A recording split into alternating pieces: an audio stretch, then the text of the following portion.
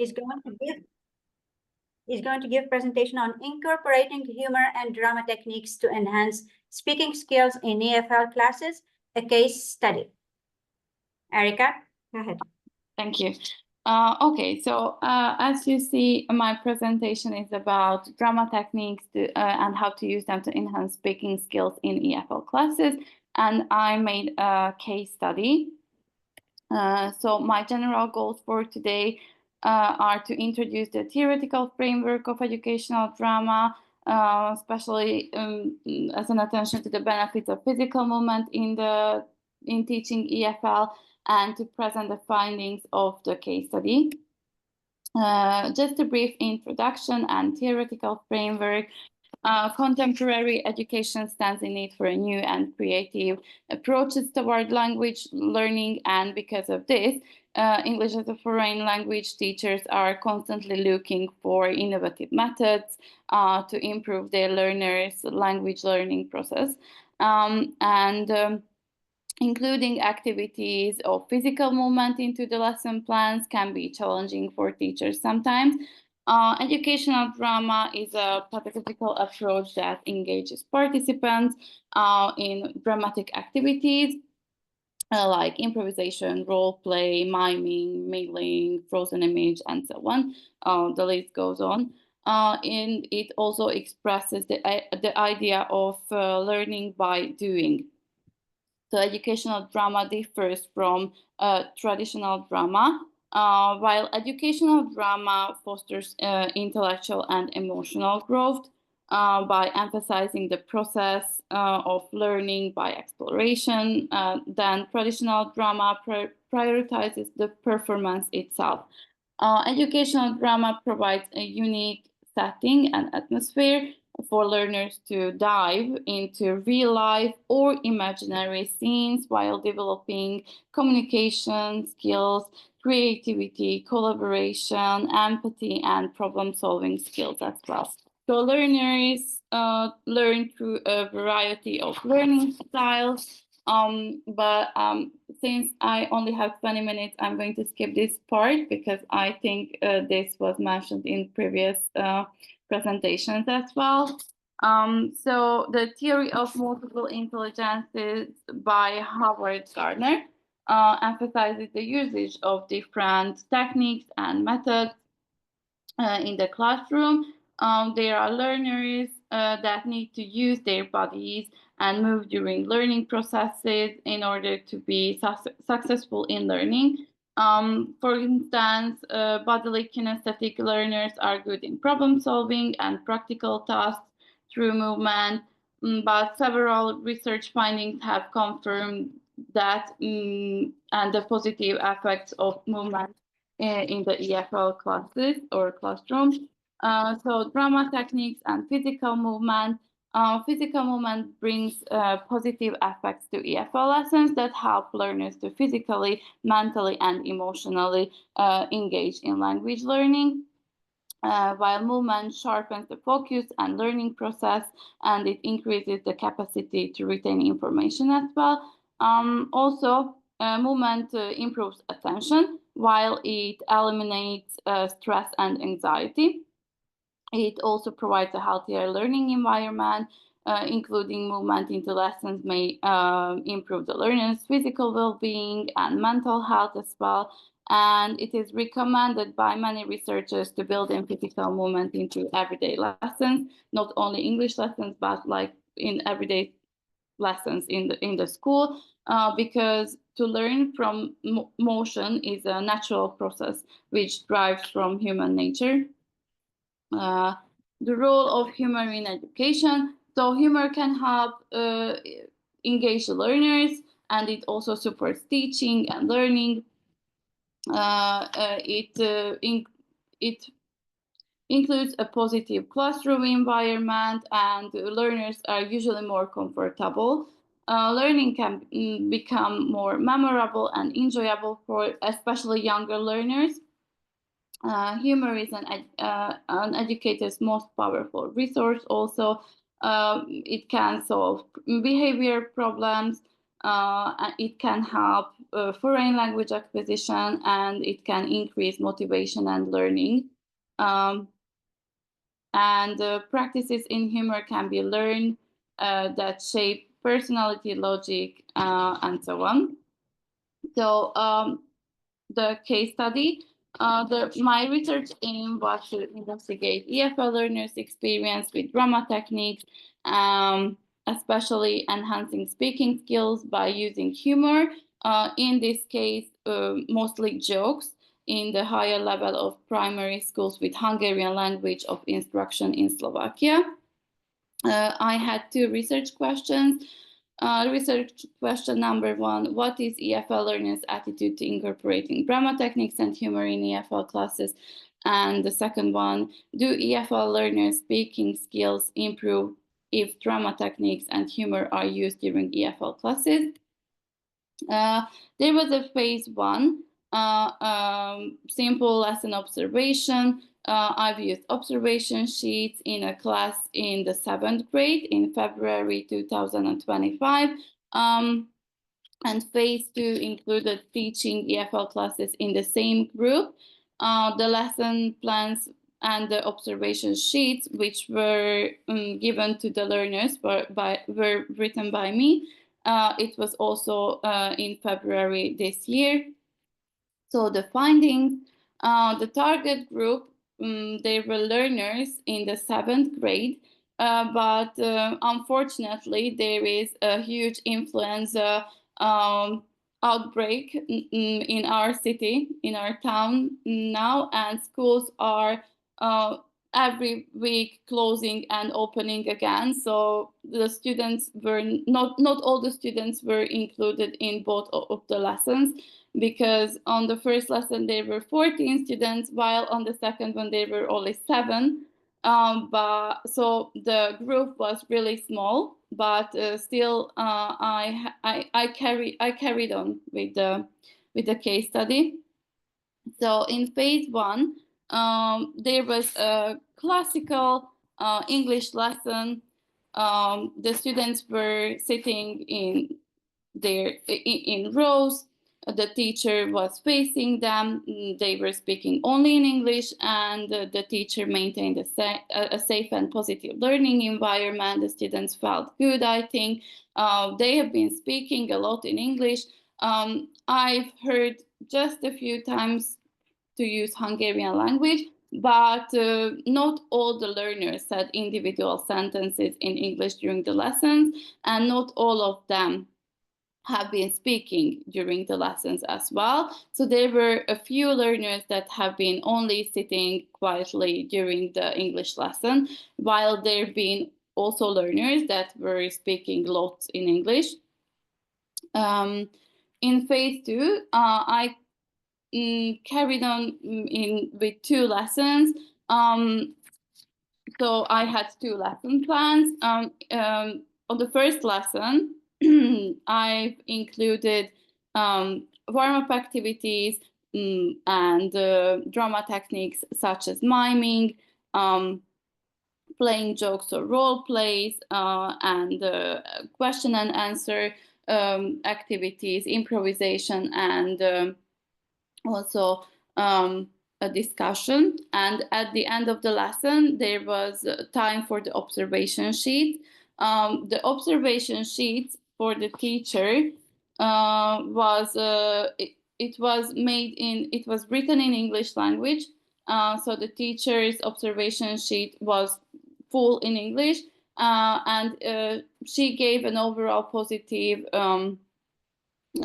She told that it was an overall positive lesson. The communication was clear with the learners, and there were many opportunities provided for the learners to practice English. And I tried to encourage them to speak only English during the lessons. However, during the pair works, they tried to use their native language, which is Hungarian. But since it was a really small group and I went to them and I talked to them in English, they then started to speak in English as well. So they forgot about their native language.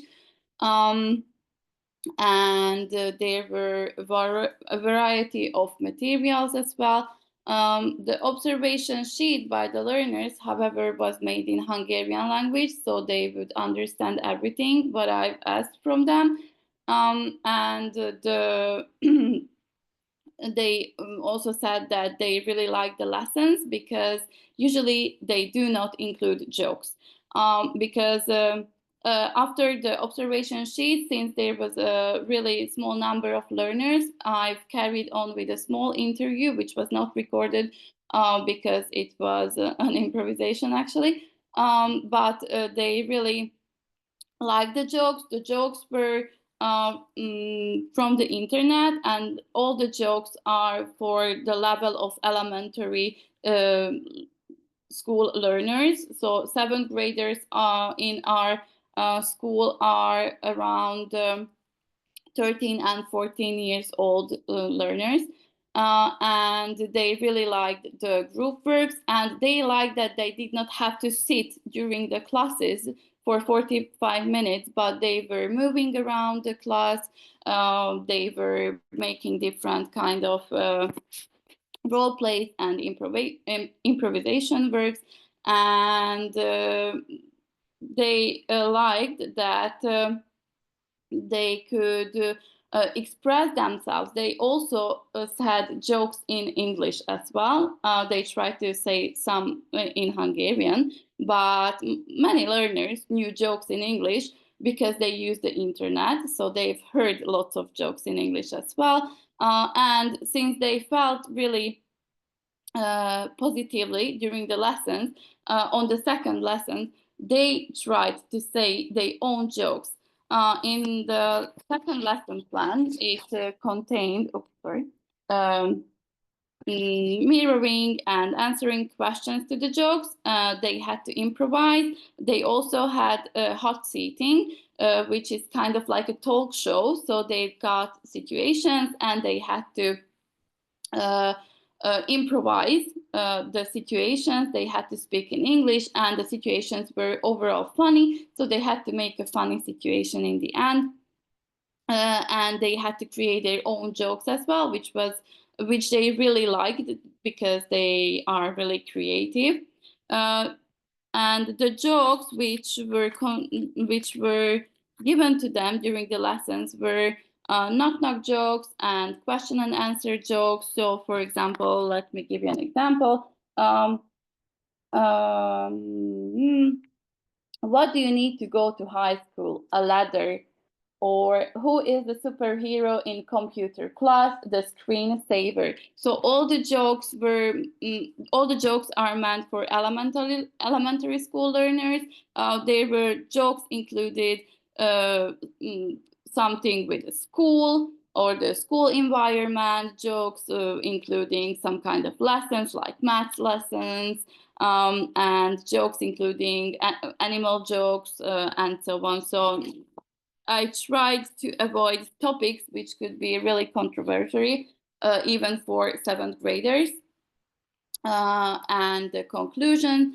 So the learners overall liked the lessons. They mentioned that they liked really much that they could move around and that they did many pair and group works. Also, they had some individual works, but they really liked that they did not have to sit. They did not have to sit just next to their peers. They could change places. They could come out side and stand in a row, or they could sit down.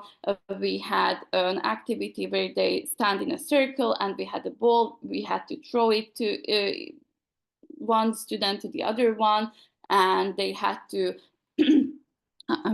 they had to say different words, different sentences in English. So they really liked that they could move. They liked that the lessons did not include only the books and the activity books that they already know, and that there are only texts which are written down. They, I don't know, read it, they talk about it and so on, but they could make their own sentences. They could use their own language during the classes, and also they liked that it was humorous.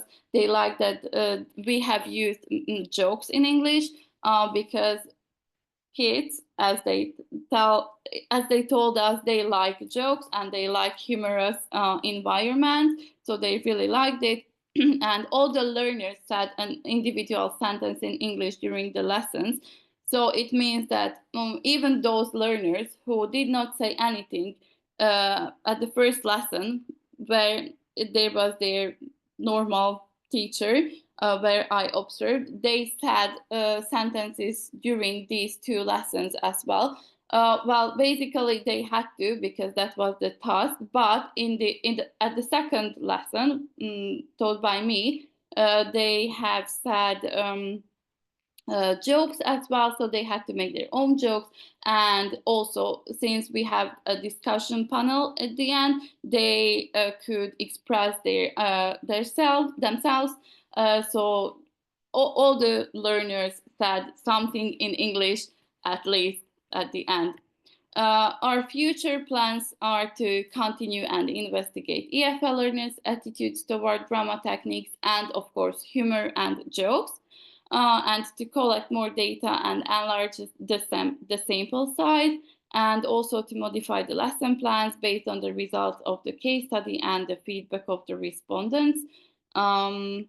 And here you can see my references, and thank you for your attention. I hope that I'm in time. Thank you. These learners are Hungarians living in Slovakia, so their second language is usually Slovak, and they start to learn English as a third language. So it's quite complicated, but they are really good English speakers. At least in this group, there were some students that were really good English speakers. Of course, there were some shy ones, and I was a new teacher, so they did not want to speak first. But for the second lesson, they started to speak English.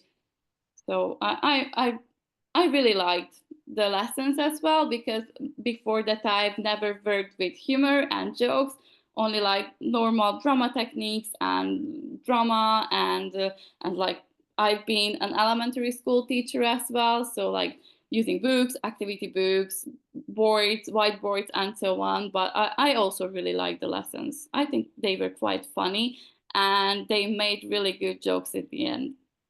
So, Erika, were there any criteria for the selection of jokes? On what basis did you select the jokes? No, there haven't been any criteria. The criteria was made by me for myself to not include jokes that could be really controversial.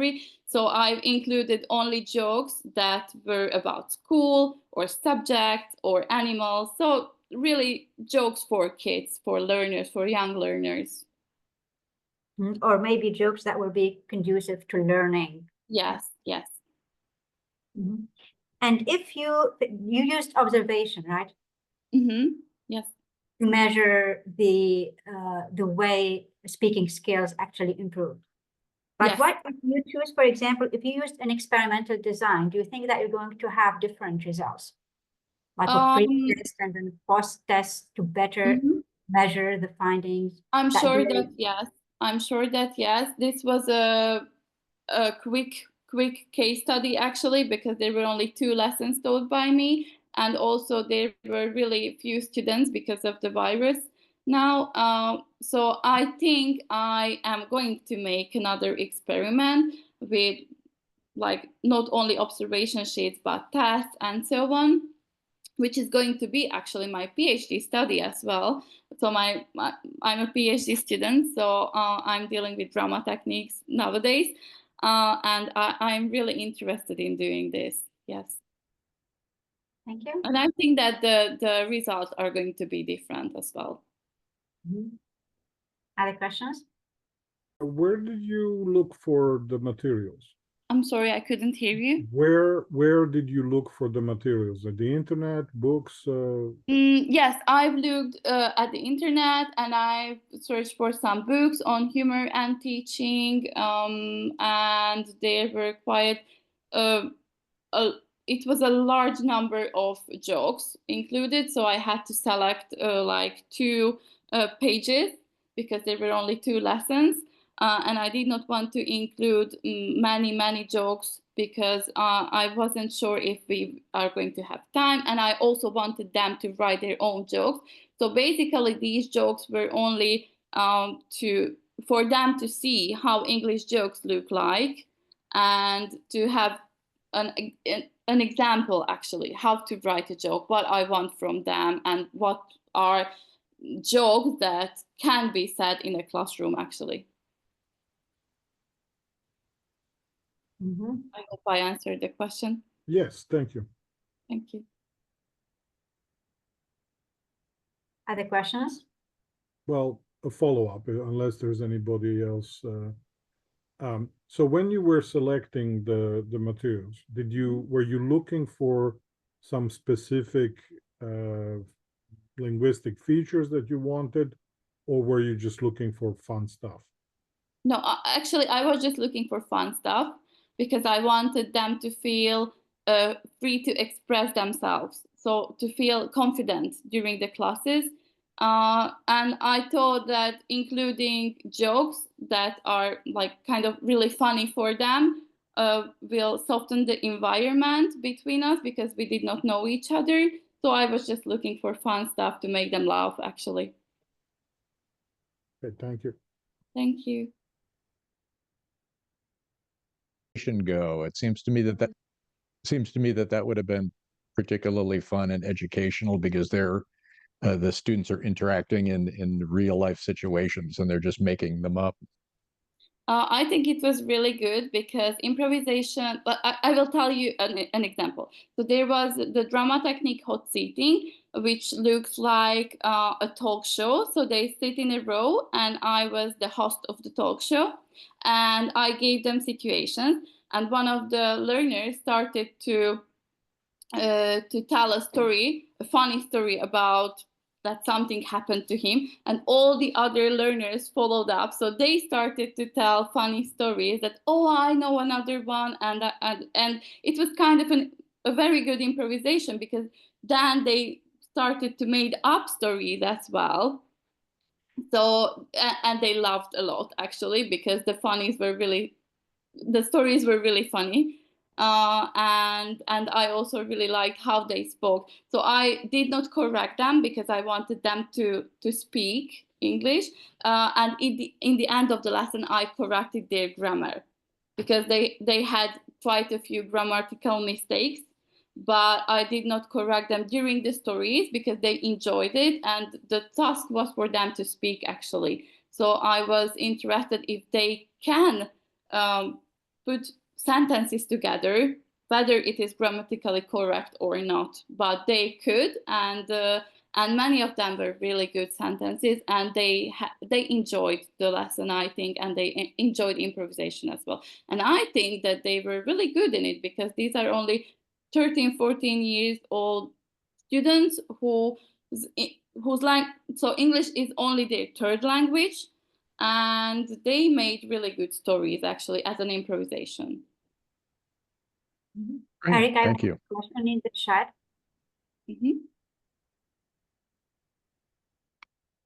On one hand, humor has been employed to break stereotypes, hegemony, and promote critical thinking. Do you think if teachers keep on avoiding taboo topics to joke about, it limits the above-mentioned function of humor? Same question. This is a really good question. Thank you. Actually, I think that the teacher has to know their own learners in order to include taboo topics into the lesson, because if you know your learners, then you know their surroundings, they know their families, and so on. So I'm not sure what the correct answer is for this question, actually. I would not include taboo topics if I don't know my learners. Maybe if I'm working with the same group all the time and I know all the learners, then I could include some taboo topics, which could be funny for them, or I don't know, but I would, for example, I would never include political topics with learners, because I think it would not be funny at the end. Because it's just really a taboo for myself as well. So to not include topics about, for example, families or politics, that could be really, so some learners could be really into these topics, and the other ones could really not be into these topics. So I would not include these if I don't know my learners. I don't know if this is the correct answer or no, but this is my answer. I agree with you, Erika, that taboo topics, we can deal with them, but we need to keep them for later. Like only when you actually start knowing your students and they feel comfortable exchanging or negotiating those differences and sensitive topics with you. So it could be very important to talk about sensitive topics and why is it sensitive or taboo in your culture, but not at the beginning. It could be shocking. Yes. In my view, you need to avoid this at the beginning, but for later, yes. Yes, I agree with you. Other questions? We still have 3 minutes. 2 minutes. Yes. I can't think of an example where humor has been used to break stereotypes. Can anybody give me an example of that? Because I think the way humor works is it relies on stereotypes. It relies on the listener having a certain feeling in his or her mind about other people, about other countries, about other religions. If the joke doesn't agree with the listener's stereotypes, the joke wouldn't work. The listener isn't going to laugh. So the question is, humor has been employed to break stereotypes. Is that true? For me, yeah. For example, I was an exchange student in the United States, and I was hosted by an American family, and my host brother used to joke a lot about Muslim people and Arab people because he used to be captain in Iraq. So he used to have this joke about Iraqi people and the way they use happy drinks, but they don't drink alcohol. So this is his joke all the time. And I was able to identify that it was funny. And I know that he want to be just to crack a joke, but it's at the beginning, it was a bit offensive for me. But then I explained, like I started just like, okay, I can share laughter with you, but I explained that this is not true. It's not common to all cultures and not like, it's not always the same. So he managed to change his attitudes about these people. So I think what you're saying is the joke started a conversation, and then the conversation led to him changing his opinion. Yes. I see. Okay. Thank you. Student speaking skills are enhanced thanks to the use of humor or thanks to their involvement in drama activities?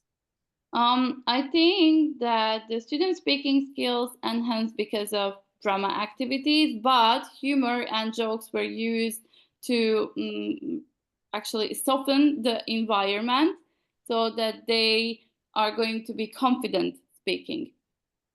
All right.